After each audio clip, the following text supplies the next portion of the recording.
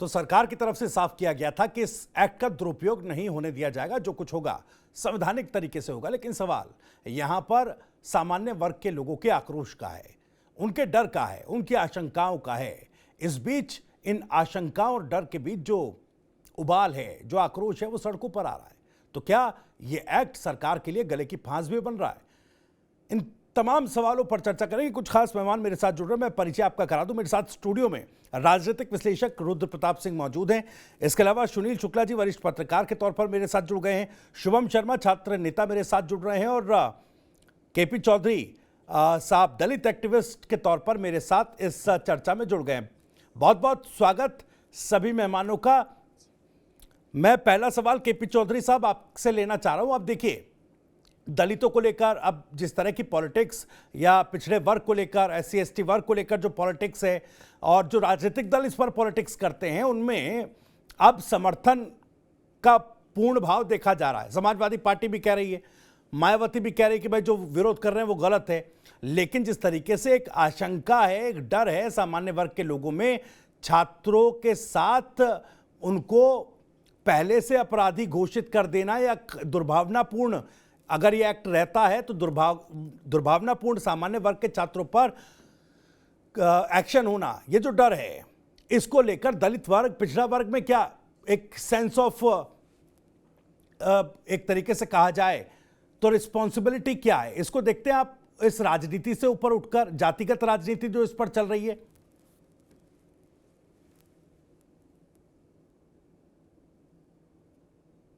जी, देखिए, ये जो अभी परसेप्शन बनाया जा रहा है, मुझे लगता है कि इसकी आवश्यकता नहीं थी। यूनिवर्सिटी ग्रांट कमीशन ने बड़े लंबे समय के बाद में सामाजिक समरसता और सामाजिक बराबरी के दृष्टिकोण को ध्यान में रख करके जो प्रावधान किया है, उसमें वो किसी व्यक्ति विशेष के, जाति विशेष के विरोध में नहीं है, बल्कि गरीब तबके, अनुसूचित जाति, जनजाति और ओबीसी समाज के लोगों को राष्ट्र की मूलधारा में लाने के लिए, शिक्षा क्षेत्र में उनके साथ अन्याय अत्याचार ना हो, इस दृष्टिकोण से ये यूनिवर्सिटी ग्रांट कमीशन का जो निर्णय स्वागत योग्य है।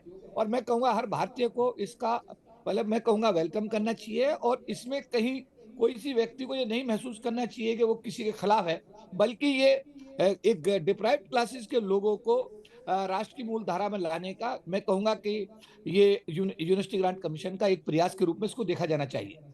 लेकिन सर, तस्वीर तो आप जैसा कह रहे हैं, तस्वीर तो इससे इतर बन रही है ना भाई। तमाम जो स्टूडेंट्स हैं, या यूं कहें कि जो जो भविष्य है इस देश के, उनको एक तरीके से उनके उत्थान के लिए, उनके सशक्तिकरण के लिए, उनकी पढ़ाई के लिए कॉलेजेस हैं, यूनिवर्सिटीज़ हैं, तमाम शिक्षण संस्थान हैं, वो ये काम करती हैं। लेकिन ये कानून तो एक जातिवाद का जहर घोल रहा है। इस तरह के आरोप लग रहे हैं कि भाई ये तो पूरा मामला जातिवादी एक लड़ाई में बदल गया है।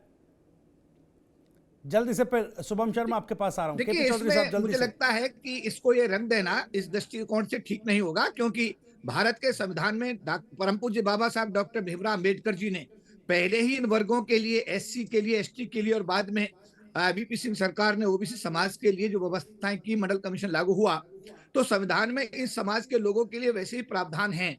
और उसी कड़ी में अगर यूनिवर्सिटी ग्रांट कमीशन ने एक कदम और आगे बढ़ाते हुए शिक्षा के क्षेत्र में अगर इस समाज के लोगों के हितों को संरक्षित करने की पहल की है, तो मेरा ऐसा मानना है कि भारत के हर नागरिक को इसका स्वागत करना चाहिए और इसमें विरोध करने की कोई दलित गुंजाइश मुझे समाज दिखाई नहीं के, देती। SC ST समाज के, EWS जो वर्ग है, तमाम लोगों के हकों को संरक्षित करने के लिए तो पहले ही आरक्षण की व्यवस्था कर दी गई है ना।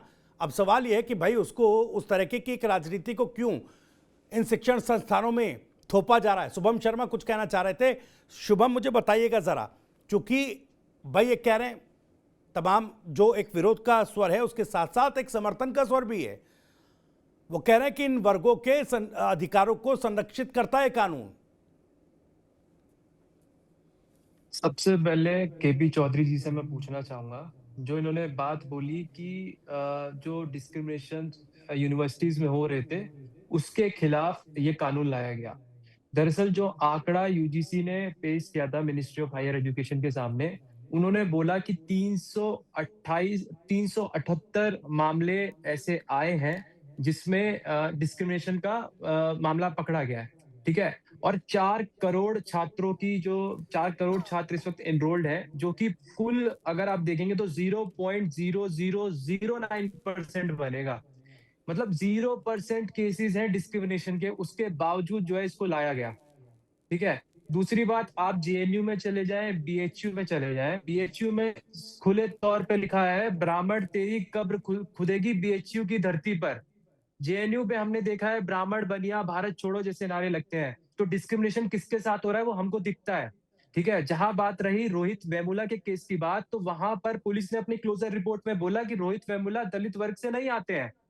उसके बावजूद ये प्रोपेगेंडा ये लोग बार बार दोहराते हैं, हमारे मन में ये लोग भरते हैं कि डिस्क्रिमिनेशन हो रहा है। दरअसल ऐसे यूजीसी के ऐसे कानूनों से आपसी भाईचारा यूनिवर्सिटीज के अंदर खत्म होगा। जो पहले बच्चे सामान्य वर्ग के ओबीसी एससी एसटी साथ में मिलकर जो जो अपने साथ बैठते थे, खाना पानी करते थे, उनके मन में डर रहेगा कि भाई पता नहीं किस बात की कोई सी दुश्मनी बनाकर हमको ब्लैकमेल किया जाए, और क्योंकि मेरा सरनेम शर्मा है उस वजह से मुझे प्रताड़ित किया जाए। नहीं, लेकिन एक सवाल ये उठ रहा है शुभम, मुझे इसका जवाब जानना है कि भाई जब सरकार कह रही है, जब शिक्षा मंत्री कह रहे हैं कि कोई किसी तरह का दुरुपयोग कानून का नहीं होने दिया जाएगा, तो फिर भरोसे का संकट आखिर है क्यों? फिर जिस डर की बात हो रही है उस पर क्यों एक बार सरकार पर थोड़ा विश्वास जताकर क्यों नहीं देखा जा रहा? आखिर इतना बड़ा विरोध क्यों हो रहा है सरकार के आश्वासन के बावजूद? सबसे पहली बात कि यूजीसी के इस अगर आप रूल्स को पढ़ोगे उसमें कहीं पर भी ये मेंशन कोई फॉल्स केस करता है तो उसके खिलाफ एक्शन लिया जाएगा। क्यों नहीं ये मेंशन है? ऐसे तो अगर मान लीजिए मैं छात्र संघ का चुनाव लड़ना चाहता हूँ, कोई मेरे खिलाफ फॉल्स कंप्लेंट देगा, मैं तो बाहर हो जाऊंगा। आपको भी पता है छात्र की यूनिवर्सिटी में अगर आइडियोलॉजी हमारी अलग है, हमारे विचार अलग है, तो बच्चा एक दूसरे के खिलाफ जो है द्वेष रखते हुए हमें इसमें कोई कंप्लेंट करा दे तो मेरा तो भविष्य खराब हो जाएगा, क्योंकि मेरा सरनेम शर्मा है।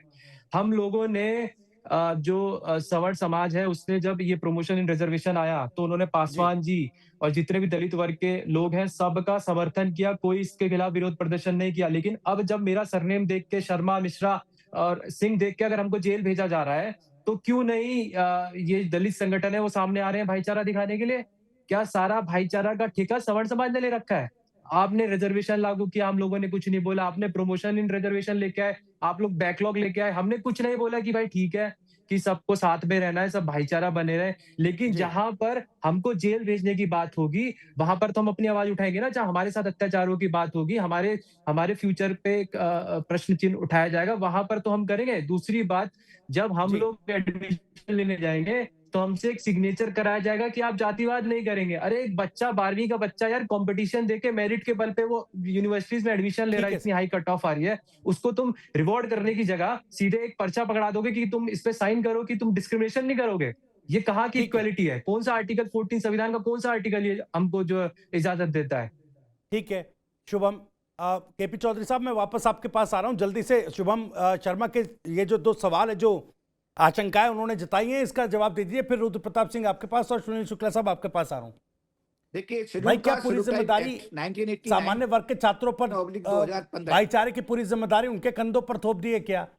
दलित समाज के, पिछड़े समाज के लोग क्यों नहीं आगे आते कि भाई ठीक है ये दिक्कत है, यहाँ पर ये एक जो है इनसिक्योरिटी है इस कानून में, सामान्य वर्ग के छात्रों के लिए इस इनसिक्योरिटी को दूर किया जाए? देखिए, मैं जो हमारे शर्मा जी हैं, शुभम शर्मा जी, उन्होंने जो बोला है और जो आप त्यागी जी बोल रहे हैं, मैं उसको बहुत जिम्मेदारी के साथ इस तरह नरेट करना चाहूंगा। मैं अनुसूचित जाति समाज से आता हूं, उत्तर प्रदेश का रहने वाला हूं, एक दलित एक्टिविस्ट हूं और पिछले 40 साल से इस क्षेत्र में काम कर रहा हूं। एससी एसटी एट्रोसिटी एक्ट को जब सुप्रीम कोर्ट ने खत्म किया, उस आंदोलन को 2018 मैंने लीड किया। दोबारा के लिए सरकार ने संविधान में संशोधन करके उसको एक्टिवेट किया। आप जिम्मेदारी से बोलिए, मीडिया में बैठे हुए हैं। सुप्रीम कोर्ट ने खत्म नहीं किया, सुप्रीम कोर्ट ने खत्म नहीं किया था। सुप्रीम कोर्ट ने बोला था पहले जांच होगी फिर गिरफ्तारी होगी। आप झूठ मत फैलाइए यहाँ पर मीडिया में बैठ के। खत्म नहीं किया सुप्रीम कोर्ट ने, उसको बस करेक्ट किया था। मिस्टर शर्मा, आप अरे आप ऐसे कैसे बोल सकते हैं खत्म किया? आप सुप्रीम कोर्ट, आप अपनी बात आप सुप्रीम तथ्यों के साथ रखें, ज्यादा अच्छा रहेगा। आप तथ्यों के साथ ही रख रहे हैं, आप कह रहे खत्म कर दिया। आप बताइए। मैं केपी चौधरी आपके टीवी चैनल पर त्यागी जी बोल रहा हूं। सुप्रीम कोर्ट के जज मित्तल ने एससी एसटी एट्रोसिटी एक्ट को खत्म किया, पूरे देश में आंदोलन हुआ, 18 बच्चे हमारे पूरे देश में मारे गए, उस आंदोलन को मैंने लीड किया। उसके बाद सरकार ने संविधान में संशोधन करके उस एक्ट को दोबारा कर से इन्फोर्स करने का काम किया। त्यागी या जी, तो आप अपने ज्ञान को बढ़ा आप लीजिएगा एंकर हैं, और आपका आप झूठी काम बहस है, मत करिएगा। आपका काम है मिस इन्फॉर्मेशन को टैकल करना। नहीं, आप एंकर हैं, इनको ठीक बताइए है, पूरी हो जाए कि बात, सुप्रीम शुभम। कोर्ट का क्या था। पूरी हो जाए, मैं लौटूंगा, काउंटर ये कीजिएगा, झूठ आप फैला रहे रखिएगा हैं, काउंटर एक ये बार। प्रोपेगेंडा कर रहे हैं बैठ के। केपी चौधरी साहब की उनका वो जवाब मैं ले लेता हूं, जो भाईचारे का सवाल आपने उठाया कि भाई जिम्मेदारी क्यों दलित समाज के भाई बहन और ओबीसी वर्ग के भाई बहन क्यों अपनी जिम्मेदारी नहीं समझते, जब सरकार सामान्य वर्ग के प्रति इस इनसिक्योरिटी का एक बड़ा सवाल खड़ा हो रहा है, तो फिर क्यों। ठीक है सर, पूरी कीजिए अपनी बात, उसके बाद आऊंगा शुभम, बाकी गेस्ट भी इंतजार कर रहे हैं। तो त्यागी जी मैं पूरी करूं बात। जी जी बोलिए। मेरा ये कहना था कि भारत के संविधान ने और भारत की सरकार ने शेड्यूल ट्राइब के लिए prevention of SC ST atrocity act को बनाया। उस एक्ट के होते हुए भी इस समाज के साथ में कानून होने के बावजूद भी अत्याचार अन्याय जो है वो पूरे देश की किसी भी राज्य सरकार में या पूरे देश में कम नहीं हुए, बल्कि बढ़ते ही जा रहे हैं। अगर यूजीसी ने कदम उठाया है तो इसमें एप्रीहेंशन के आधार पर कि ऐसा होगा तो ऐसा होगा, ऐसा होगा तो ऐसा होगा। अरे भैया, कानून बनने के बाद तो इस समाज के लोगों को न्याय मिल नहीं रहा, इनका रिजर्वेशन आज तक पूरा नहीं हुआ पूरे देश के अंदर। और उसके बाद अगर यूजीसी ने एक कदम उठाया है, उसको लेकर के इस आधार पर एप्रीहेंशन के आधार पर हाय तौबा हो रही है और उसमें भी दलित संगठन आए आपकी समर्थन में, मुझे तो इसका कोई कारण दिखाई नहीं देता। मैं ये मानता हूं कि जो यूजीसी ने एक निर्णय लिया है, ये गरीब तबके को राष्ट्र की मूलधारा में लाने का प्रयास है। पूरे देश को इसका सम्मान करना चाहिए। और अगर ये विरोध इधर होगा, सोचिए अगर इस देश की बहुत बड़ी आबादी विरोध पर उतरी 2018 की तरह, तो देश में गृह युद्ध की स्थिति पैदा हो जाएगी। ये भी सोचो ना आप लोग, ये देश जो है सबका है, इस देश में सभी लोग रहते हैं, हम भी रहते हैं, आप भी रहते हैं, हम तो इस देश के मूल निवासी हैं, आदिवासी हैं। आप तो लोग बाहर से आए हुए, जो आपका डीएनए टेस्ट है वो कहता है बाहर से आए हुए लोग हैं। उसके बाद भी हमने आपको यह स्वीकार किया है, और उसके बाद भी अगर उसके बाद भी आप यहाँ पर ऐसा विष फैलाने की बात करते हैं तो गलत है भैया। फर्जी बातें कर रहे हैं, ये समाज को ये विदेशी बता रहे हैं। रुद्र प्रताप जी, मैं आपके पास आ रहा हूं भाई, जैसा केपी चौधरी साहब दावा कर रहे हैं कि अगर वो असमानता खत्म करने के तर्क रख रहे हैं और तमाम चीजों को कोट कर रहे हैं, atrocity SC ST atrocity act को कोट कर रहे हैं, लेकिन सवाल ये है कि एक असमानता की काट आप दूसरी असमानता से कैसे लाएंगे। देखिए, इस पूरी जो मामले की में दिक्कत कहाँ से आ रही है। अब एक बात बताइए कि देश को आज़ाद हुए इतने समय हो गए और आज यूजीसी को याद आ रहा है कि इस तरह के स्कूलों और कॉलेजों में हम इस तरह की व्यवस्था लागू करने जा रहे हैं। अगर किसी को इतनी सीरियसनेस नज़र आती है तो स्कूल कॉलेज को आप क्या कहते हैं, प्रयोगशाला मत बनाइए ना, संसद में लागू कर दीजिए कि अगर एक सांसद दूसरे सांसद को कुछ इस तरह की बातें करता है या विधानसभा में बातें करता है तो उसके ऊपर लागू करके दिखा दीजिए। वो तो छोटा सा प्रयोग रहेगा, उससे बेहतर कोई व्यवस्था ही नहीं हो सकती। जहां से देश के विकास की सीढ़ी चढ़ने वाला छात्र है, अगर वहां पर आप इस तरह से व्यवस्था लागू करके शुरू से उसके बीच में एक मतभेद डालने की कोशिश करेंगे तो आप किस तरह के भारत का निर्माण कर रहे हैं। और आप कह रहे हैं कि उसमें अभी जैसे नाम मुझे पता नहीं है, वो कह रहे हैं कि आप तो आपका डीएनए यहाँ का नहीं, आप लोग यहाँ के हैं ही नहीं। जब इस सोच के साथ आप दलित चिंतक बने हुए हैं तो आप आने वाले भविष्य में किस तरह की चिंता कर रहे होंगे, तो समझने वाली बात है। जब देश आज़ादी के बाद हमने संविधान अपनाया और संविधान के साथ देश चल रहा, और इतने दिनों की आज़ादी के बाद आपको इस चीज़ दिखाई दे रही है। अगर सामान्य वर्ग का कोई छात्र है तो क्या उसके पास अपना अधिकार नहीं होता है? अगर ये नियम लागू होता तो सबके साथ एक साथ कर दीजिए ना, कि कोई भी आदमी किसी के ऊपर अगर कोई भी तरह का आरोप लगाता है तो अगर वो स्कूल कॉलेज में ऐसी बातें करता है तो सब पे एक सामान्य नियम लगना चाहिए। एक चौरदीवारी के अंदर आप लोगों को बांट करके इस तरह से चाहते हैं कि एक बेहतर भारत बनेगा, तो नहीं बन सकता। और अगर सरकार की इच्छा शक्ति है तो सरकार इस पर क्यों नहीं पहले सामने आकर के बात करती है। अगर मुद्दा इस समय इस तरीके से गरमाया हुआ है तो उनको आकर के इस पर सफाई देनी चाहिए, अपनी बातों को रखना चाहिए, लोगों को समझाना चाहिए। तो वो न करके केवल आप आश्वासन देने से काम नहीं चलता है। अगर एक बहुत बड़ा समाज जिसको ऐसा लगता है कि इसमें ऐसी चीजें हो सकती है तो ये किसका काम है। और मैं बार बार कह रहा हूं ना कि आप शिक्षा के मंदिर को इस तरह से करने की कोशिश मत करिए। यही कानून संसद और विधानसभाओं में आप लागू कर दीजिए कि जाति के आधार पर टिप्पणी करने पर आपकी संसद की सदस्यता विधानसभा की चली जाएगी। अब मान के दिखा दीजिए तो मैं मान जाऊंगा।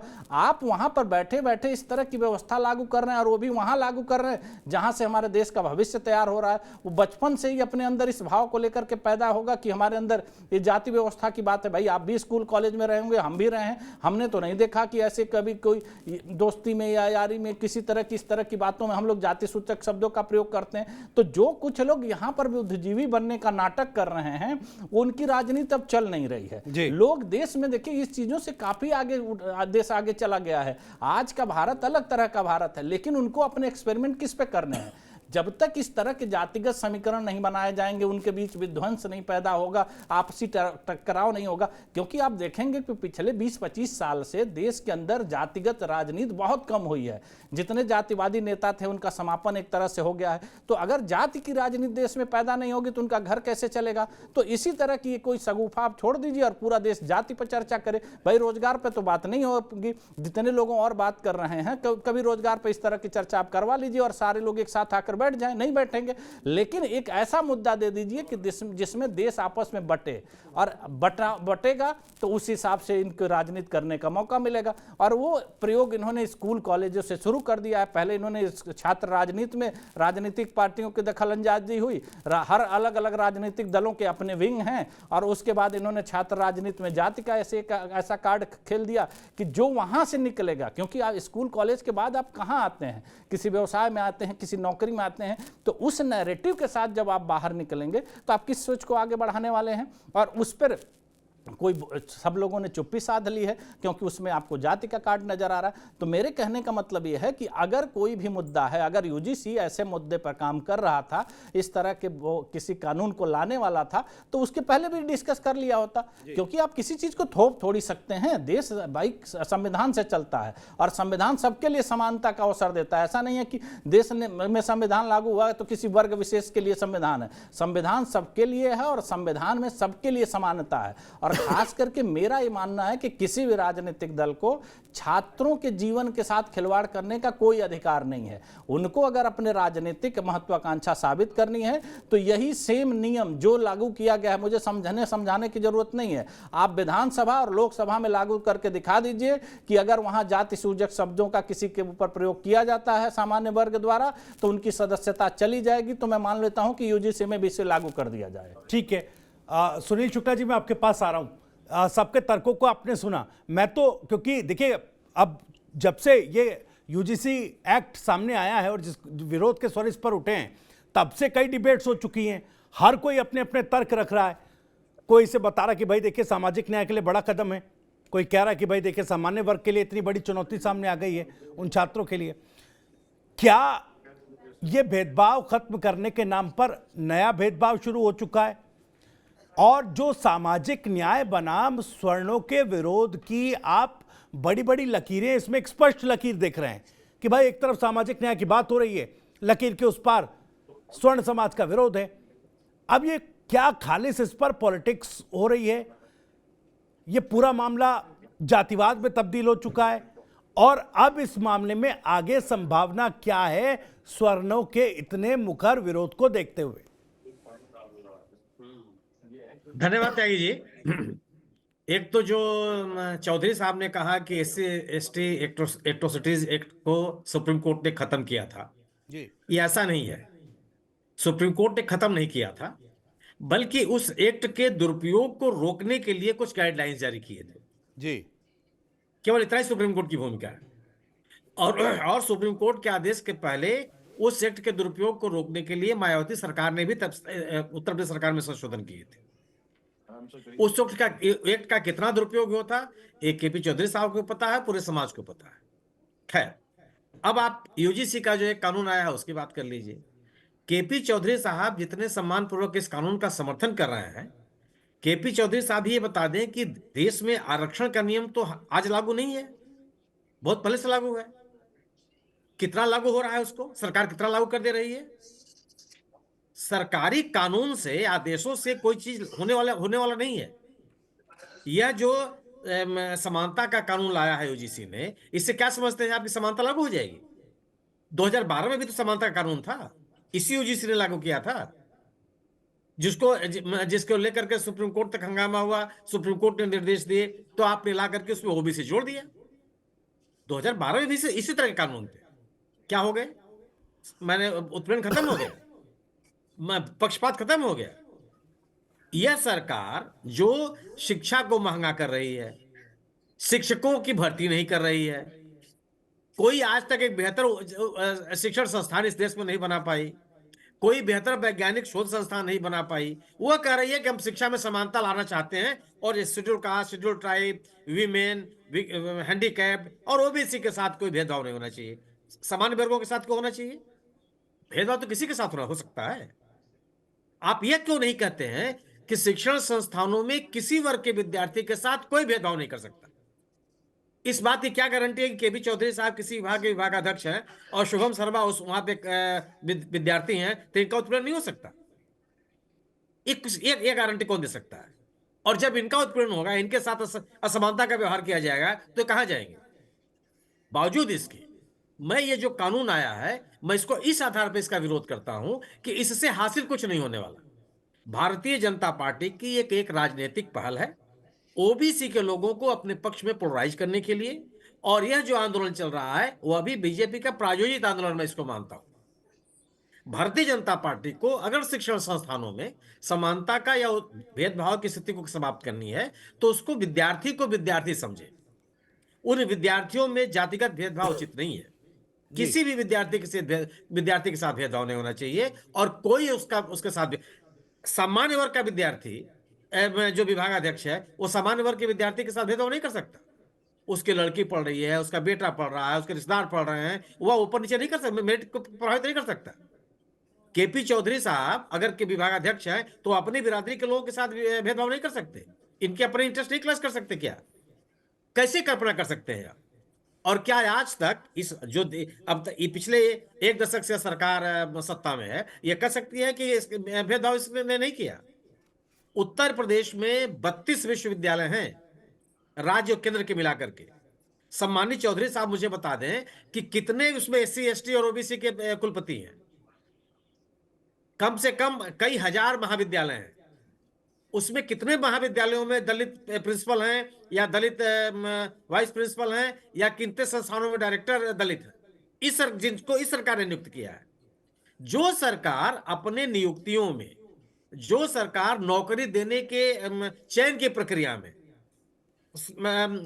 शेड्यूल के साथ, ओबीसी के साथ भेदभाव को दूर करने के लिए तैयार नहीं है, वो शिक्षण संस्थानों में लागू करने का दावा कर रही है। कौन सा तर्क है ये? और इस तरह से छात्रों के बीच बंटवारा क्यों हो? शुभम शर्मा के मन में इस बात का अंदेशा क्यों पैदा हो कि मैं किसके पास जाऊंगा जी? यह क्यों नहीं होता कि दरवाजे सबके लिए खुलेंगे? जिस विद्यार्थी के साथ भी आप इस तरह का अन्याय भेदभाव होगा वो अपनी शिकायत कर सकता है। बावजूद इसके मैं ये कहता हूं कि जो अब यह इस आंदोलन को मैं प्रायोजित क्यों मानता हूं? अब जो शिकायतें होंगी उसकी जांच के लिए 10 सदस्यीय कमेटी बनेगी। ये एक्ट का कानून कहता है।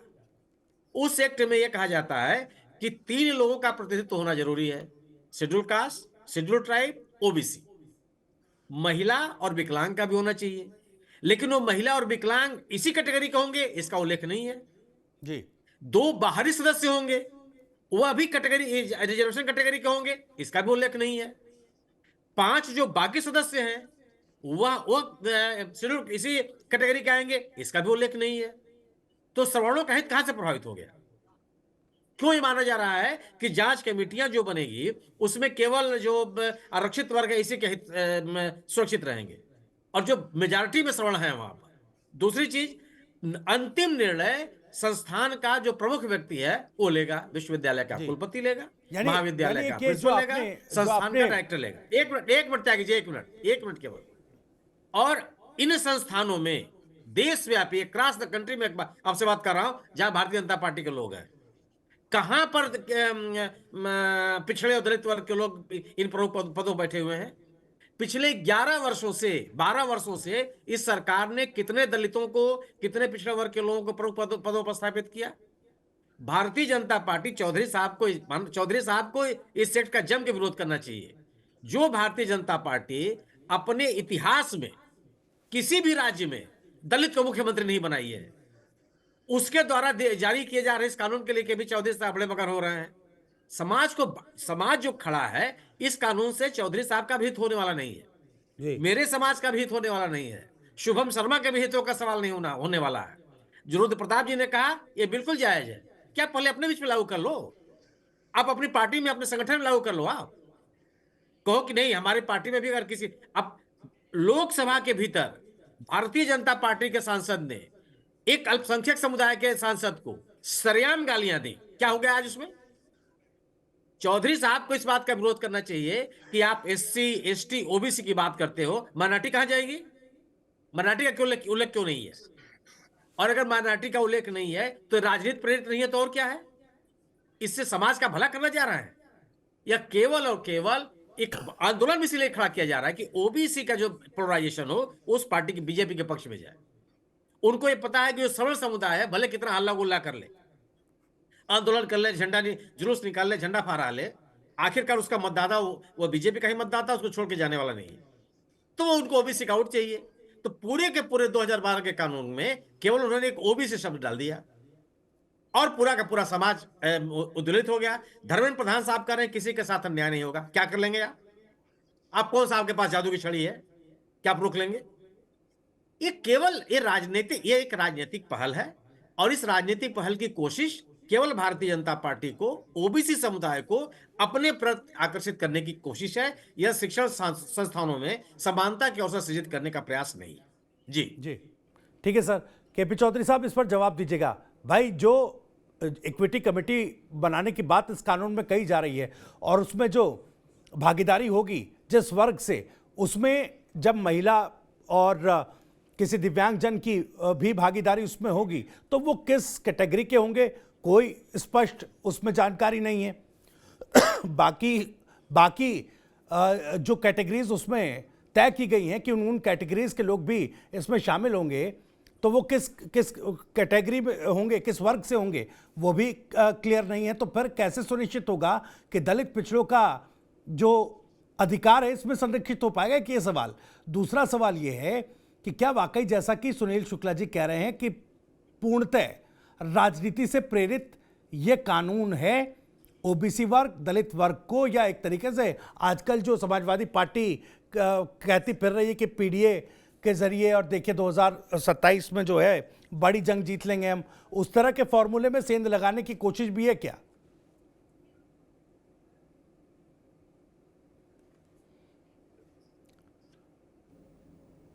केपी चौधरी साहब, मेरी आवाज आपको मिल पा रही है? जी जी जी जी, मैं सुन रहा हूँ जी। देखिए, मैं जो शुक्ला साहब ने कहा है मैं उससे इत्तेफाक रखता हूँ, सहमति व्यक्त करता हूँ कि अगर फैसला राजनीति से प्रेरित है तो राजनीति से प्रेरित नहीं होना चाहिए। ये नंबर एक बात। नंबर दो, उसमें माइनॉरिटी को भूलना भी अपने आप में एक सवालिया निशान खड़ा करता है। बिल्कुल सही बात है जो शुक्ला साहब ने कहा। तीसरा, मेरा ये कहना है कि अगर कोई सरकार का निर्णय उन क्लासेस के लिए जिनको इस डिप्राइव्ड क्लासेस के नाम से जाना जाता है, जिसकी मैं शेड्यूल ट्राइब्स की अगर बात करता हूँ, या ओबीसी समाज को भी रिजर्वेशन जो दिया गया है और माइनॉरिटी का भी शुक्ला साहब ने उसमें एडिंग किया है, अगर उनके लिए कोई प्रावधान किए जा रहे हैं तो इसमें किसी को भी इसमें चिंता करने की बात ऑन द बेसिस नहीं सर, जो इस प्रावधान में जो लूपहोल्स है, मैं दलित, ओबीसी वर्ग, एससी एसटी वर्ग, उन्हीं की बात कर रहा हूं। आप चूंकि एक्टिविस्ट है, अब आपको पॉलिटिकल करेक्टनेस की तो जरूरत नहीं है ना कि भाई जो राजनीति के खांचे में फिट बैठे वही बयान देना है। भाई बीजेपी के लोग तो कह रहे हैं कि देखिए, बीजेपी के गोरखपुर के एमएलसी कह रहे हैं कि रॉलेट एक्ट जैसा कानून दे दिया है। वो तो खुलकर अपनी ही सरकार में बोल रहे हैं और आप एक्टिविस्ट हैं तो आपको खुलकर बोलना चाहिए। जो शुक्ला साहब ने कहा कि भाई ये लूपहोल से कैसे इसमें दलित समाज के अधिकार संरक्षित होंगे। नहीं, देखिए, इसमें त्यागी, मेरा सिर्फ सोचना यहां तक यह है कि अगर कोई व्यवस्था या कोई प्रावधान इस देश के गरीब सेगमेंट के लिए अगर कोई बनाया जाता है तो उसमें किसी को उसमें घबराने की और डरने की आवश्यकता नहीं होनी चाहिए कि उसका दुरुपयोग होगा। मेरा ऐसा मानना है। सरकार ने अगर कोई पहल की है, चाहे उनका फैसला केपी चौधरी साहब, अगर सामान्य वर्ग के लोगों के साथ इसमें एट्रोसिटी हुई, दुर्भावनापूर्ण केस हुए और एक्शन हुआ, तो फिर क्या नया कानून लेकर आया जाएगा? कानून के बाद कानून क्या सरकार या यूजीसी बनाती रहेगी? आदरणीय शुक्ला साहब के एक जो उन्होंने अभी अपनी बात कही इतनी यूनिवर्सिटीज में एक भी वाइस चांसलर क्या शेड्यूल कास्ट का, शेड्यूल ट्राइब्स का है? उसका जवाब है नहीं, उसका जवाब नहीं। और इस केस में अंतिम फैसला भी वाइस चांसलर को ही लेना है। तो मेरा ख्याल ये है कि कहीं ना कहीं सरकार ने अंतिम फैसला तो उन्हीं लोगों के हाथों में छोड़ रखा है जो सामान्य जाति को बिलोंग करते हैं, जो जनरल कैटेगरी के हैं। चाहे इसमें कमेटी कितनी बन जाए, चाहे इसमें कितना भी एक्ट बना लें, बट लास्ट जो डिसीजन देना है उस आदमी को देना जो वाइस चांसलर होगा, और वो जनरल कैटेगरी का ही है, क्योंकि शुरू टाइप के लोग तो वाइस चांसलर पूरे विश्व की, पूरे भारत की यूनिवर्सिटीज में है ही नहीं। तो इसमें मेरा मानना यह था कि इस व्यवस्था का आदर होना चाहिए, ऑनर होना चाहिए, इस पे विवाद नहीं होना चाहिए। क्योंकि अगर जिस तरीके से सामान्य जाति के लोग इसमें विवाद पैदा कर रहे हैं, अगर शेड्यूल टाइप ओबीसी के लोग भी इसमें विवाद में जाते हैं, तो मुझे लगता है कि ये राष्ट्र के हित में नहीं होगा। नहीं, मैं तो नहीं, मेरा सवाल सर थोड़ा डॉज कर गए आप। मैं तो ये पूछ रहा हूं कि दलित चिंतक आप जैसे लोग क्यों खुलकर ये नहीं कह पा रहे हैं कि भाई इस कानून में भी लूप होल्स हैं, दलित और एससी एसटी वर्ग, जो ओबीसी और एससी एसटी वर्ग है, उसके अधिकार संरक्षित नहीं हो रहे हैं। आखिर ये रीढ़ सीधी रखकर कोई क्यों नहीं कह पा रहा है? त्यागी जी, आज आपके टीवी चैनल के माध्यम से मैं ये बताना चाहता हूं कि मैं एक ऐसा एक्टिविस्ट हूं जो अपने समाज की आवाज को यूनाइटेड नेशंस में, British parliament, Canada parliament, international forums पर, देश के हर फोरम पर उठाने का काम करता हूं। 40 लाख लोग सरकार की नौकरी में 1997 में शेड्यूल टाइप के थे, जब पोस्ट बेस्ड रोस्टर लागू हुआ था।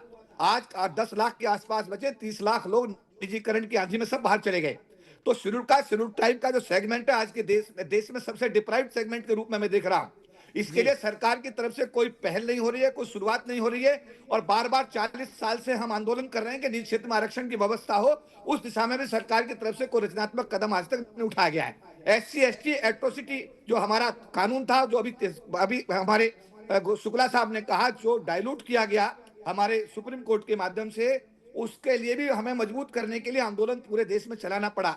इसके साथ साथ देश में कुत्ता मर जाए तो कानून है, पर देश की 1/4 आबादी के एससी एसटी के आरक्षण का कोई कानून ही आज तक लोकसभा में पास नहीं हुआ। तो हम लोग सामान्य वर्ग के छात्रों के मरने का इंतजार किया जाए क्या सर, कुछ और कानून लाने के लिए? सीधा सवाल है ना। क्या चीज? इंसानियत के लिहाज से तो वहां भी देखना पड़ेगा। अगर इस जातिवाद से ऊपर उठ करके आप देखेंगे, जातिवाद का चश्मा हटा करके देखेंगे, तो फिर यह भी तो पूछना पड़ेगा कि क्या अब इस एक्ट के आने के बाद अगर दुर्भावनापूर्ण कोई मामला होता है तो क्या इंतजार करें कि कोई सामान्य वर्ग का छात्र आत्महत्या कर ले, तब जाकर के कोई कानून लाया जाए, या तब जाकर यूजीसी के इस नए एक्ट पर संवाद हो, और संवाद के जरिए जो उसमें लूप होल है उस पर फिर अमेंडमेंट हो? आज इस पर बात क्यों नहीं कोई करना चाहता? मैं आपके टीवी चैनल के माध्यम से कहना चाहता हूं कि आज तक आत्महत्या करने वाले, मरने वाले, प्रताड़ित लोग वो सामान्य जाति के ना होकर के अनुसूचित जाति जनजाति समाज के लिए इस भारत की व्यवस्था में ऑन रिकॉर्ड पर हैं। उनकी चिंता हो नहीं रही है, और एप्रीहेंशन के आधार पर चिंता हो रही है कि इस कानून के बनने से जनरल कैटेगरी के लोगों को क्या नुकसान होगा। अरे ये भी तो देखो कि केपी चौधरी साहब, मुझे लग रहा है जानबूझकर शायद आप थोड़ा मुद्दे को डाइवर्ट करने की कोशिश कर रहे हैं। रुद्र प्रताप जी, मैं आपके पास आ रहा हूं। मेरा सीधा सवाल है कि भाई जब आज की तारीख में जिस मुद्दे पर संवाद होकर के या तो उसमें अमेंडमेंट सरकार कर दे या उसको वापस ले ले, एक नई व्यवस्था लागू कर देगा, डिस्क्रिमिनेशन खत्म करने की बात है, तो वो हर एक छात्र के लिए होना चाहिए। एक भेदभाव खत्म करने के लिए आप दूसरा भेदभाव नहीं बना सकते हैं या खड़ा कर सकते हैं। तो फिर इस पर संवाद खुलकर कोई क्यों करना नहीं चाह रहा है? देखिए भविष्य जी, पहले तो मेरा चौधरी साहब से खुद ही एक सवाल है। बहुत बड़े एक्टिविस्ट हैं और लंबे समय से उनका अनुभव है, और इस देश में जो ओबीसी समाज को इस पूरे उसमें शामिल किया गया, बहुत सारी ओबीसी की जातियां ऐसी हैं जिसके ऊपर सबसे ज़्यादा आरोप लगता है कि दलित उत्पीड़न उन्हीं के द्वारा किया जाता है। तो वो इस बात को क्यों नहीं समझ पा रहे हैं कि उनको भी उसी में शामिल कर दिया गया है। अगर उनके द्वारा आपका उत्पीड़न होता है तो आप किसके पास जाने वाले हैं? और जब आप इस बात को पहले से ही मान करके चल रहे हैं कि अधिकांश जो बीसी हैं और जो बाकी लोग हैं वो जनरल समाज से हैं, तो न्याय तो तब भी नहीं मिलना है, और न्याय नहीं मिलना है और एक दूसरे के के बीच जो विभेद की स्थिति होगी वो तो और बढ़ जाएगी। अगर कोई आदमी कंप्लेन करता है तो आपसी रंजिश तो ले लेता उस व्यक्ति से। और इस प्रोसेस की जो प्रक्रिया है, इसमें जो सामान्य वर्ग का जो सबसे बड़ा उसमें जो शंका है कि ये प्रक्रिया लंबी समय तक चलेगी, क्योंकि आप भी भारत के संविधान और भारत की व्यवस्था से परिचित हैं। कोई भी चीज अगर जांच की कार्रवाई शुरू होगी तो बड़े लंबे समय तक चलेगी, और वो जब तक कार्रवाई नहीं समाप्त होगी तब तक वो व्यक्ति दोषी माना जाएगा। तो उसका भविष्य क्या होगा? और दूसरी चीजें क्या है, न्याय तो तब भी आपको नहीं मिलना है। तो उस स्थिति में तो सबसे पहले आपको विरोध करना चाहिए कि कल के डेट में हम आपसी वैमनस्य भी पैदा कर रहे हैं, न्याय भी हमको नहीं मिल रहा, और साथ में हमारे ऊपर कुछ ऐसे लोगों को भी थोप दिया गया कि जो ओबीसी समाज के हैं कि अगर उनके द्वारा आप प्रताड़ित किया जाता है या इस तरह के आरोप लगाए जाते हैं तो उनकी सुनवाई आप कैसे करेंगे? क्योंकि वो बहुत बड़ा वर्ग है। जितना आप सामान्य को काउंट कर रहे हैं उससे ज्यादा ओबीसी वर्ग में कुछ जातियां हैं जिसको दलित उत्पीड़न का सबसे ज्यादा आरोप लगता है। तो कहीं ना कहीं से आप देखेंगे तो पूरी तरह से जो आप अभी शुक्ला जी ने कहा वो सही बात है, और राजनीति से प्रेरित चीजें हैं कि सब लोग इसी में उलझे हुए हैं। लोगों को समझ में नहीं आ पा रहा है कि क्या चीज है। और दूसरी चीज क्या है कि आप प्रयोगशाला स्कूल को क्यों बना रहे हैं? बहुत सारी ऐसी संस्थाएं हैं जिसमें आप लागू करके दिखाइए, वहां से उसका प्रयोग कर लीजिए और उसके बाद कॉलेज में लागू कर दीजिए। कोई इसको मना नहीं करने वाला, क्योंकि इस देश की हर संस्था, हर व्यवस्था में वही अनुपात है, ओबीसी, एससी, एसटी और जनरल। तो आप वो व्यवस्था वहां लागू करिए। लेकिन अगर आप इतने दलित चिंतक होते हुए भी ये बेसिक चीजें नहीं समझ पा रहे हैं कि उन लोगों को शामिल किया गया जो आपका ज्यादा शोषण करते हैं, उसमें अल्पसंख्यक को नहीं शामिल किया गया तो उनको भी आप देख लीजिए। तो इस तरह की अगर व्यवस्था बन रही है और उसमें भी आप ये नहीं समझ पा रहे हैं कि हमारा फायदा है या नुकसान है, नुकसान के साथ साथ जो वैमनस्यता बढ़ेगी, जिस चीज की हम बात कर रहे हैं, हम समानता की जो बात कर रहे हैं कि आजादी के इतने साल बाद भी हमको आज ये जरूरत पड़ रही है कि हम जातिगत आधार पर चीजों को कर रहे हैं, तो उसको खत्म करने की जो प्रक्रिया है उसकी दिशा में हम कैसे बढ़ेंगे? जब तक इस तरह की कोई व्यवस्था नहीं होगी और इसकी जो कमियां हैं उसको अगर सब लोग नहीं कहेंगे तो कैसे इस चीज़ों को होगी। और अगर यूजीसी को लगता है तो सबके साथ बैठ के चर्चा करनी चाहिए थी। ऐसे थोड़ी है कि कोई भी चीज़ आपके मन में आए और आपने लागू कर दिया और प्रयोगशाला आपने कॉलेजों को बना रखा है। तो मुझे ऐसा लगता है कि देश की राजनीति को छात्रों के साथ नहीं खेलना चाहिए। राजनीति करने के लिए आपके पास बहुत मौके हैं, आप चुनाव में करते रहिए, बाकी समीकरण बनाते रहिए, लेकिन अगर आज़ादी के इतने दिनों बाद आप केवल जातिगत समीकरण बनाने के लिए छात्रों के साथ अगर इस तरह से खिलवाड़ कर रहे हैं तो मुझे लग रहा है कहीं से कहीं शोभा नहीं देता है। जी, और इसमें एक महत्वपूर्ण सवाल ये भी उठेगा कि भाई जो इसमें नियम 3 को लेकर चर्चा हो रही है कि भाई ये यहाँ पर मुख्य विरोध है और कह रहे हैं कि भाई इस नियम के तहत अगर कोई केस होता है तो उसको बिना एक तरीके से सुनवाई के दोषी मान लिया जाता है। मैं वही कह रहा हूं ना कि तो ये एक सवाल ये है कि भाई ये तो इसका जो मूल भावना है वो भी तो संविधान के खिलाफ है।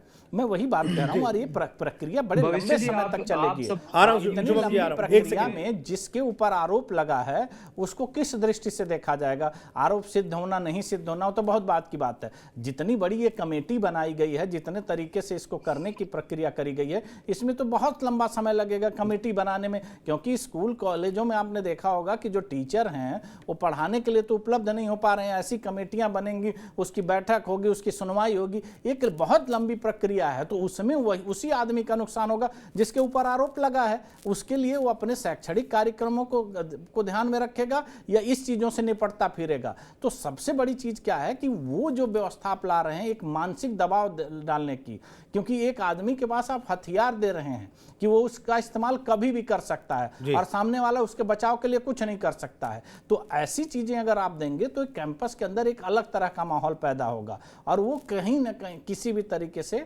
सुखदायी नहीं होता है आने वाले भविष्य के लिए। क्योंकि छात्रों के मन में सिर्फ एक चीज होनी चाहिए, वो अपने पढ़ाई से संबंधित विषयों पर काम करें, न कि राजनीतिक विषय। मैंने क्या कहा कि पहले ही राजनीतिक दलों ने अपनी अपनी स्टूडेंट विंग बना करके छात्र को इस तरह से स्कूल कॉलेज के कैंपस को बर्बाद कर दिया है कि जिसकी कोई सीमा नहीं है। उसके साथ आप एक और नई चीज जो लाने की कोशिश कर रहे हैं तो आने वाले पूरे समय में एक नया जो जैसे कहते एक नई जनरेशन जो तैयार करेंगे, जिसको हम समाप्त करने के लिए एक सारी कोशिश कर रहे हैं, वो नई जनरेशन तो उसी के साथ पैदा होगी, वो तो उसी विभेद के साथ आगे बढ़ेगी। तो किस तरह के आप भाव पैदा करेंगे देश में? ठीक है, शुभम कुछ बोलना चाहते, बोलिए शुभम। सबसे जरूरी बात हम लोगों ने डिस्कस नहीं की, जो यूजीसी के नए जितने रूल्स बने हैं उसमें लिखा गया इक्विटी स्क्वाड बनाने की बात इन लोगों ने बोली है। आप जी। ये बताइए कि इक्विटी स्क्वाड का क्या काम है यूनिवर्सिटीज के अंदर? क्यों वो जनरल कैटेगरी के बच्चों की जासूसी करना चाहते हैं? क्या बच्चे वहां पढ़ने आए हैं कि वहां पर अपनी जासूसी करवाने आए हैं भाई? क्या हम पाकिस्तान के जासूस हैं जो हमारी बात सुनी जाएगी बिना उसके, हमारी परमिशन के? और इक्विटी स्क्वाड की तो बात, राइट टू प्राइवेसी जो है, सबसे बड़ा हरन उसका है सवर्ण छात्रों का। उसकी बात कोई नहीं कर रहा कि अगर एक बच्चा अपने कॉलेज में पढ़ने आया है, वो अपने छात्रों के साथ बात कर रहा है, तो आप एक इक्विटी स्क्वाड बना दोगे जिसके बारे में किसी को जानकारी नहीं है, वो जा जाके आपकी बात सुनेगा। दूसरी बात कि ओबीसी छात्रों को किस बेसिस पे आपने इंक्लूड किया है? कोई हिस्टोरिकल डेटा नहीं है उनके ऑपरेशन का। ठीक है, आप डूसू चुनाव को उठा लीजिए। डूसू चुनाव में प्रेसिडेंट, वाइस प्रेसिडेंट, जितने भी आप पद देख लीजिए, उसमें जो 4 मुख्य पद होते हैं, उसमें अधिकतर बच्चे जो सिलेक्ट होते हैं, जो जीतते हैं चुनाव, वो ओबीसी वर्ग के होते हैं। तो किस बेसिस पे आप कह रहे हैं कि उन छात्रों का वो उत्पीड़न हुआ है? ओबीसी की कई जातियां स्टेट में ओबीसी हैं और सेंटर में वो जनरल में आती हैं। तो अगर वो स्टेट यूनिवर्सिटी में एडमिशन लेगा तो वो उसका वो होगा, क्या कहते हैं, उस पे शोषण होगा। और अगर वो सेंट्रल यूनिवर्सिटी में एडमिशन लेगा तो वो शोषण करता हो जाएगा। ये किस तरीके का रूल है? जी, बिल्कुल। इक्विटी स्क्वाड को लेकर सुनील शुक्ला जी सवाल है, और जो तकनीकी बात कह रहे हैं शुभम शर्मा, वो तमाम चीजें देखिए, संवाद के बिना संवाद के ये नियम लाया गया, इस तरह की बातें हो रही है। लेकिन मैं समझना चाह रहा हूं कि अगर राजनीति से प्रेरित आप लोग इसको कह रहे हैं, तो समझना यह भी होगा कि बीजेपी का कोर वोट बैंक भी तो खराब हो रहा है। फिर क्या आने वाले समय में बीजेपी, या यूं कहें कि सरकार, इस पर विचार करेगी, या चूंकि अब यह मामला सुप्रीम कोर्ट में भी जा चुका है, उसका इंतजार करेगी? त्यागी जी, यही तो है ना, कोर वोट कहां जा रहा है बीजेपी का? वो तो मुतमईन है। शुभम शर्मा साहब बहुत नाराज हो जाएंगे बीजेपी से, कहां जाएंगे वोट देने के लिए? यह बीजेपी सोचती है।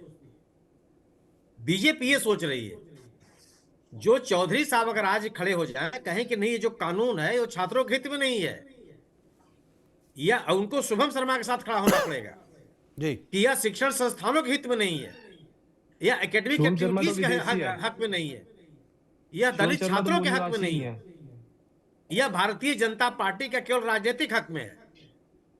अगर अगर चौधरी साहब को जो लग रहा है कि, आप स्वयं सोचिए कि जो सरकार शिक्षा का को दिन प्रतिदिन महंगा करते चली जा रही है, निजीकरण करते चली जा रही है, पाठ्यक्रमों के साथ खिलवाड़ करते चली जा रही है, जो प्राध्यापकों की, आप बताइए ना, गुणवत्तापूर्ण क्वालिटी एजुकेशन के लिए कौन सा प्रयास किया पिछले बार इन्होंने 1 दशक में? और वह अचानक पैदा हो गए कहने के लिए आप कि नहीं नहीं नहीं, तो समानता का अवसर सबके पास होना चाहिए। तो सबके पास होना चाहिए, इसमें दलित, ओबीसी और को अलग अलग करने की क्या आवश्यकता है आपको? आपने ओबीसी क्यों जोड़ दिया? और सही कहा शुभम शर्मा ने कि कौन सा डेटा आपके पास है कि दलित ओबीसी विद्यार्थियों के साथ भेदभाव हो रहा है? 2012 का कानून तो केवल शेड्यूल कास्ट, शेड्यूल ट्राइब तक सीमित था, महिलाओं तक सीमित था। आपने ओबीसी लगा दिया उसमें और विकलांग शामिल कर लिए। इसका आधार क्या है? क्यों कर लिया आपने? और अगर आप समानता का व्यवहार करना चाहते हैं, तो आप कहिए किसी छात्र के साथ भेदभाव नहीं होना चाहिए। आप देखिए, पूरा समाज आपके साथ खड़ा हो जाएगा आपका समर्थन करने के लिए। और एक बिल्कुल त्याग ये नहीं है कि उनका कोर वोट डिस्टर्ब हो रहा है। उनका मानना यह है कि जो सवर्ण मतदाता है वो भारतीय जनता पार्टी को छोड़ के कहां जाएगा, किसको वोट देगा? वो जो हिंदी बेल्ट है, और जो जहां केरल और तमिलनाडु जैसे राज्यों में जहां चुनाव होने जा रहा है, वहां बीजेपी का कोई वोट नहीं है। तो अब इसी माध्यम से शेड्यूल कास्ट और बैकवर्ड के माध्यम से घुसना चाह रही है। अगर आप पिछले 1 दशक में शिक्षा को बेहतर स्थिति में लाना चाहते, दिखाई पड़ते हैं, अगर आप शिक्षा के मानकों को बेहतर करना चाहते, अगर आप एक ऐसा शैक्षणिक वातावरण तैयार करना चाहते जिसमें सभी छात्रों के हित सुरक्षित हो, कोई विरोध नहीं करता इसका। ये लोगों के मन में इस तरह की आशंकाएं क्यों जागृत हो गई? आज शुभम शर्मा के मन में इस तरह का आक्रोश क्यों है कि हमारी प्राइवेसी खत्म हो जाएगी? क्योंकि आप यही करते चले आ रहे हैं। आप सोचिए कि आपने महाविद्यालयों में, विश्वविद्यालयों में छात्र संघ खत्म कर दिए। क्यों खत्म कर दिया आपने? यह तो विचार अभिव्यक्ति का एक बड़ा मंच होता था, क्यों खत्म कर दिया? जो आप लेटरल एंट्री कर रहे हैं विभिन्न संस्थानों में, कहां आरक्षण दे रहे हैं? चौधरी साहब का जो के लोग हैं, कहां नियुक्ति पा जा रहे हैं? तो जो सरकार पिछले अपने कार्यकाल के पहले दिन से शिक्षा के बेहतरी के लिए कुछ नहीं कर रही है, सार्वजनिक क्षेत्र के विश्वविद्यालयों को कमजोर करना चाह रही है, तो आप कहां से कर लेंगे इसको? सवाल इस बात ठीक का है ना। सर, ये लेकिन महत्वपूर्ण बात है, जैसा आपने कहा कि भाई आप कितनी भी छाती पीट लीजिए, रुद्र प्रताप सिंह जी जो कह रहे हैं, भाई जो कोर वोट बैंक है, जो सामान्य वर्ग का एक तरीके से वोटर भी है, चूंकि बात तो छात्रों की है, बात तो युवाओं की है, उनके भविष्य की है, लेकिन इस ये विरोध का स्वर क्या सरकार इसलिए नहीं सुनना चाहती कि भाई आप कितनी भी छाती पीटिए, वोट तो आपको यहीं पे देना है?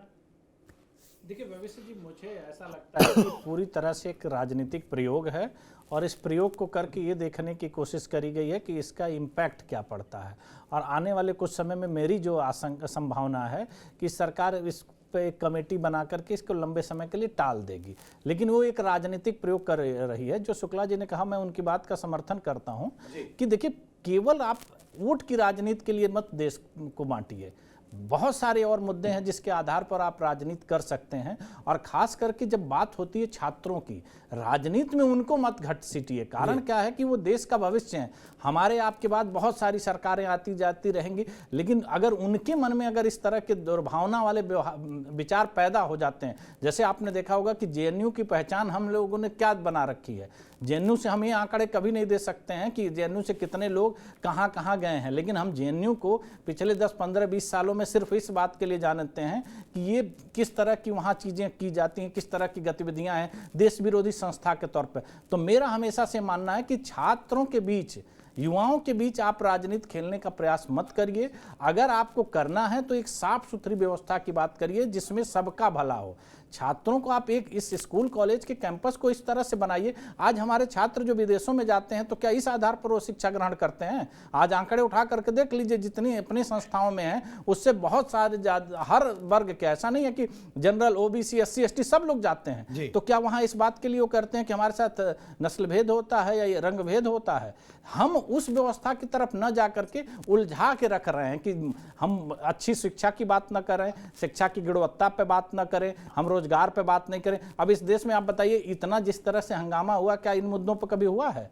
लेकिन आप ऐसा एक शगुफा फेंक देते हैं कि जो पूरा देश उसी पे चर्चा कर रहा है, बाकी चीजों पर। अभी हमारा बजट सत्र शुरू होने वाला, किसी ने अभी तक बजट पे बात करी? क्योंकि हम मुद्दों को बना रहे हैं भाई। हम देश के साथ राजनीति नहीं करनी चाहिए, राजनीति करते रहिए, मौका बनता है। सर, अगर ये राजनीतिक प्रयोग है, जैसा सुनील शुक्ला साहब भी कह रहे हैं, आप भी कह रहे हैं, तो फिर भाई जब अगर आपने जो तर्क दिया कि हो सकता है कि आने वाले समय में एक कमेटी बना दी जाए और इस पूरे मामले को थोड़ा सा ठंडे बस्ते में डाल दिया जाए, तो ऐसे में फिर जब अब सपा बसपा जैसा जो राजनीतिक दल हैं वो समर्थन कर रहे हैं इस कानून का, वो फिर दलित भाई बहनों को, पिछड़े वर्ग के भाई बहनों को क्या जवाब देंगे? फिर वहां भी तो एक एजिटेशन होगा ना जी। अभी भी देख लीजिए, वो फिर नुकसान तो फिर नहीं सरकार को वहां पर भी होगा। यही तो आप देखिए, बहुत सारे कानूनों के साथ ऐसा ही तो राजनीतिक प्रयोग किया गया। और उसके बाद क्या हुआ? अगर कृषि कानून वापस लिए गए तो उससे बेहतर क्या बनाया गया? या कुछ ऐसा चीज हुआ? नहीं हुआ ना। बहुत सारे ऐसे कानून वापस लिए गए। और दूसरे जो विपक्ष की राजनीति है, विपक्ष की राजनीति में भी तो सवर्ण वोटर हैं। आप बताइए किसी बड़े नेता का नाम जिन्होंने खुल के कहा वो कि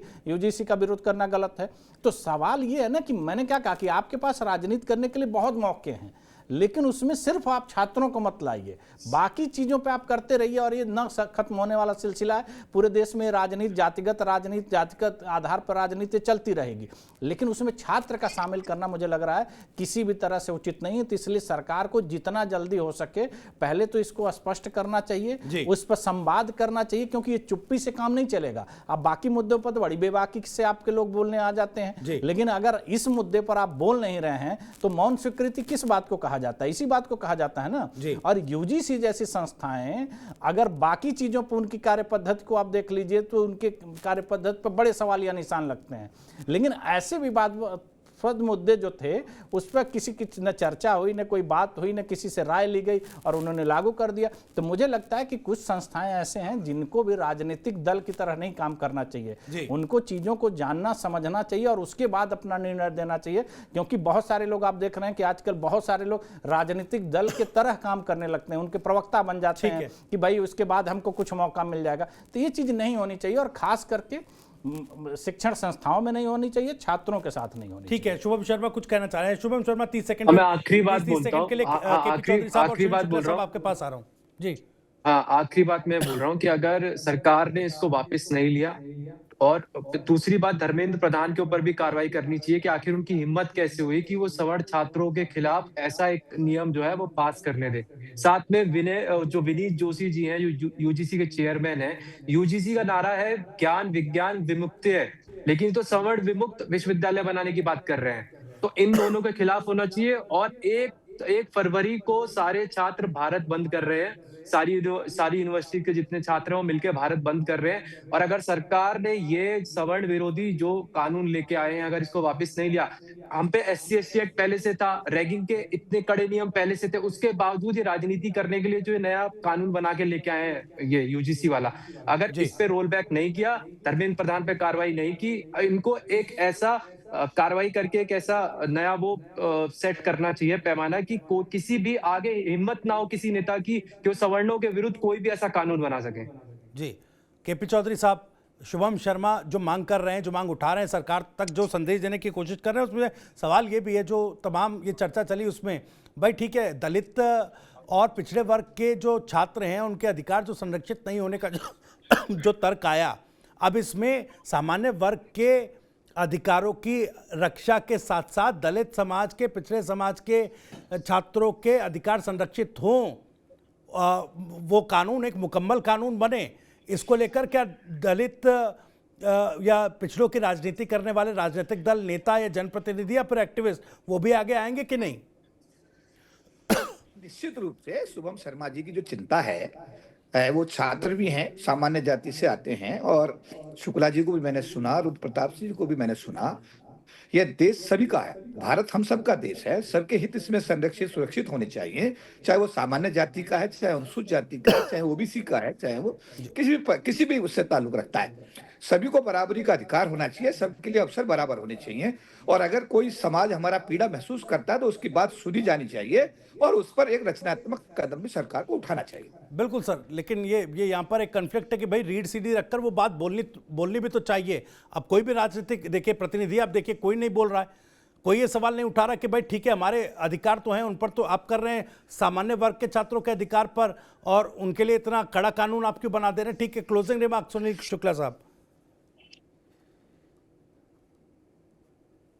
नहीं,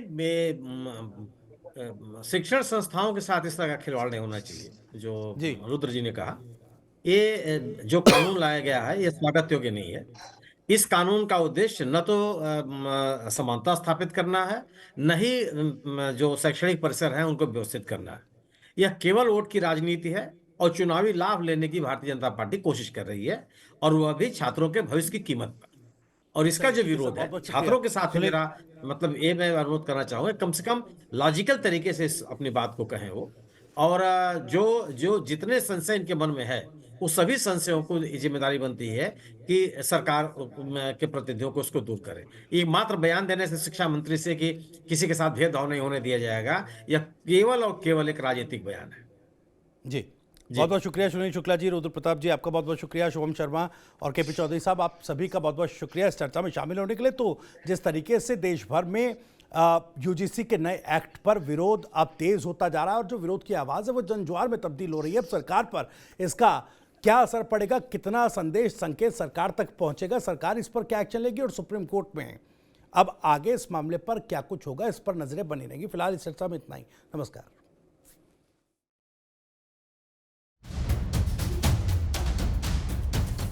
अब उत्तर चाहिए ब्रॉट टू यू बाय आरपीओर का हल्दी मसाला, मिर्च धनिया करे कमाल, सबका राजा आरपीओर मसाला। अब छोलिया हो या लोबिया, सफेद चने या काले चने, सब कुछ मजेदार बने। अब आया असली स्वाद, अब आया स्वाद। जब स्वाद के पड़े हो लाले तो MDH का चंकी चाट मसाला डालें। MDH का चंकी चाट मसाला। MDH। अरे श्रीमती जी कुछ तो सस्ता लो, बचत करो। नहीं श्रीमान जी, सब बढ़िया लो, रहने दीजिए। इसमें क्या खास बात है? थोड़े में ज्यादा स्वाद, यही तो है इसकी खास बात। वाओ मामा, क्या स्वाद है। अरे मेरे राजा, सबका राजा आरपीओर मसाला, मेरे पास है आरपीओर पाव भाजी का मसाला। आरपीओर पाव भाजी मसाला, पाव भाजी को टेस्टी बना डाला।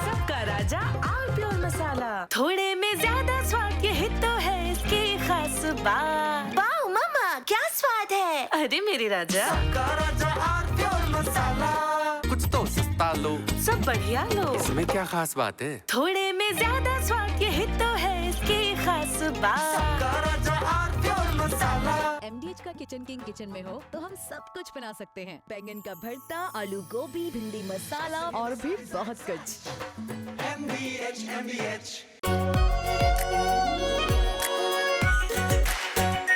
Are pure shahi paneer masala, delicious, healthy everyday.